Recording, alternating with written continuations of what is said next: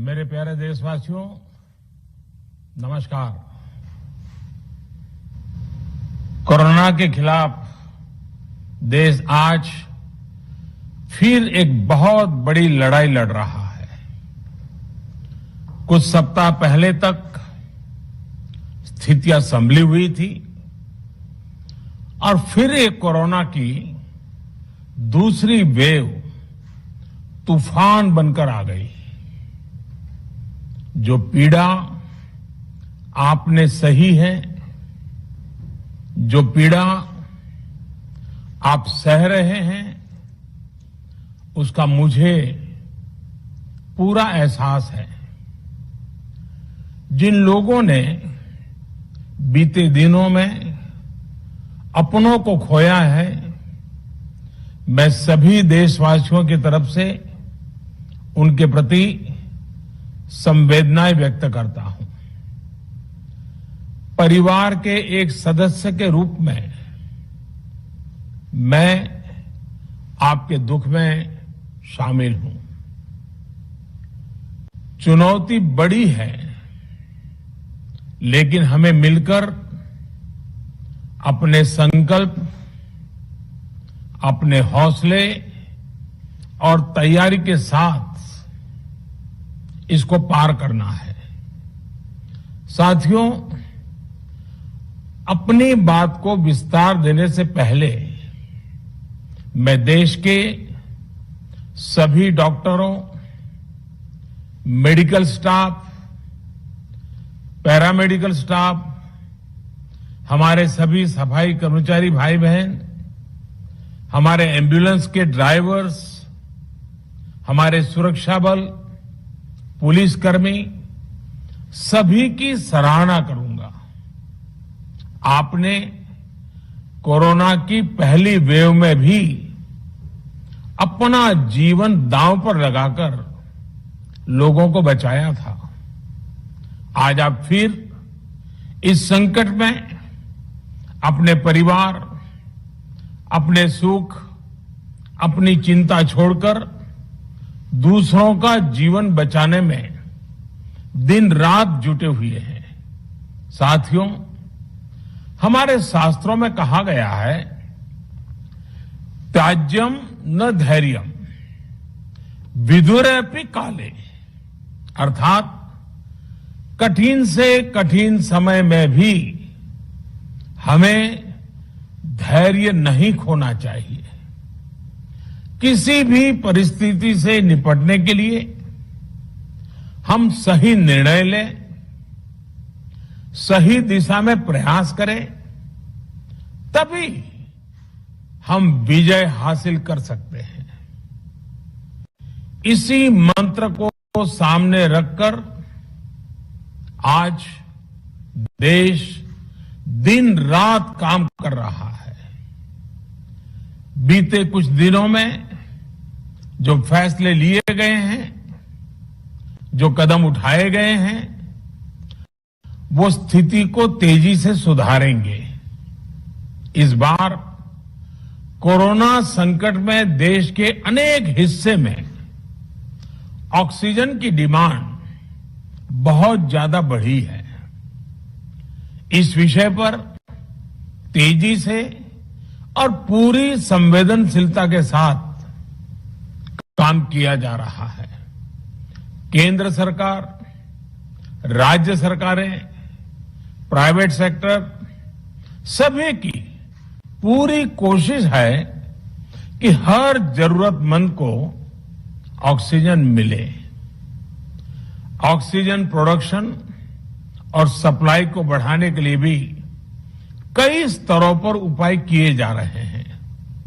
राज्यों में नए ऑक्सीजन प्लांट्स हो, 1 लाख नए सिलेंडर पहुंचाने हो, औद्योगिक इकाइयों में इस्तेमाल हो रही ऑक्सीजन का मेडिकल इस्तेमाल हो, ऑक्सीजन रेल हो, हर प्रयास किया जा रहा है।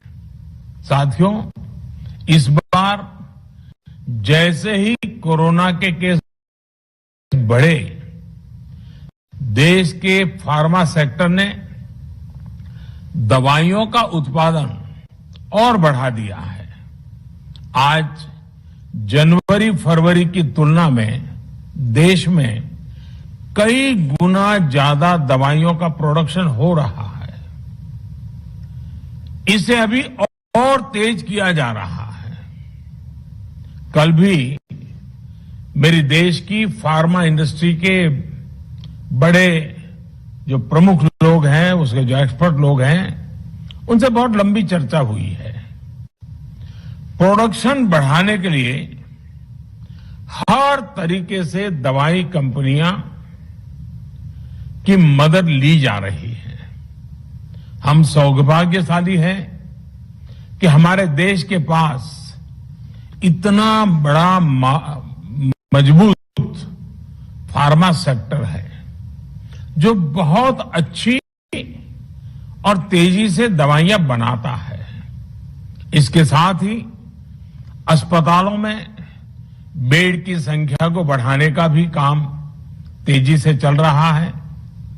कुछ शहरों में ज्यादा डिमांड को देखते हुए विशेष और विशाल कोविड हॉस्पिटल बनाए जा रहे हैं। साथियों, पिछले वर्ष जब देश ने कोरोना के कुछ ही मरीज सामने आए थे, उसी समय भारत में कोरोना वायरस के खिलाफ प्रभावी वैक्सीन के लिए काम शुरू कर दिया था। हमारे वैज्ञानिकों ने दिन रात एक करके बहुत कम समय में देशवासियों के लिए वैक्सीन विकसित की है।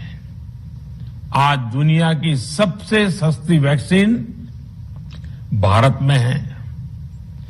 भारत की कोल्ड चेन व्यवस्था के अनुकूल वैक्सीन हमारे पास है। इस प्रयास में हमारे प्राइवेट सेक्टर ने इनोवेशन और एंटरप्राइज की भावना का बेहतरीन प्रदर्शन किया है। वैक्सीन की अप्रूवल्स और रेगुलेटरी प्रोसेसेस को फास्ट ट्रैक पर रखने के साथ ही सभी साइंटिफिक और रेगुलेटरी मदद को बढ़ाया गया है। यह एक टीम एफर्ट है जिसके कारण हमारा Bharat 2 made in India vaccine के साथ दुनिया का सबसे बड़ा टीकाकरण अभियान शुरू कर पाया। टीकाकरण के पहले चरण से ही गति के साथ ही इस बात पर जोर दिया गया कि ज्यादा से ज्यादा क्षेत्रों तक, जरूरतमंद लोगों तक वैक्सीन पहुंचे। दुनिया में सबसे तेजी से भारत में पहले 10 करोड़, फिर 11 करोड़ और अब 12 करोड़ वैक्सीन डोज दिए गए हैं। आज कोरोना से इस लड़ाई में हमें हौसला मिलता है कि हमारे health care workers, frontline corona warriors और सीनियर सिटीजन्स के एक बड़े हिस्से को वैक्सीन का लाभ मिल चुका है। साथियों, कल ही वैक्सीन को लेकर हुए एक और अहम फैसला भी हमने किया है। 1 मई के बाद से 18 वर्ष के ऊपर के किसी भी व्यक्ति को वैक्सीनेट किया जा सकेगा। अब भारत में जो वैक्सीन बनेगी उसका आधा हिस्सा सीधे राज्यों और अस्पतालों को भी मिलेगा।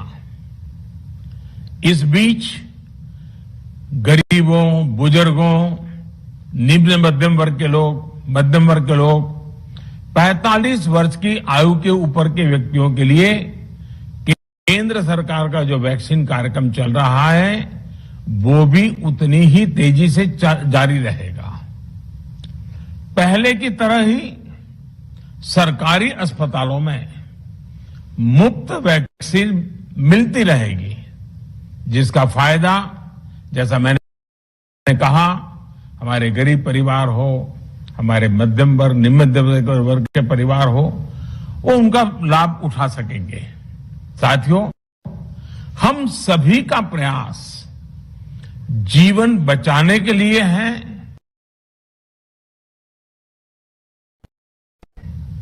और जीवन बचाने के लिए तो है ही,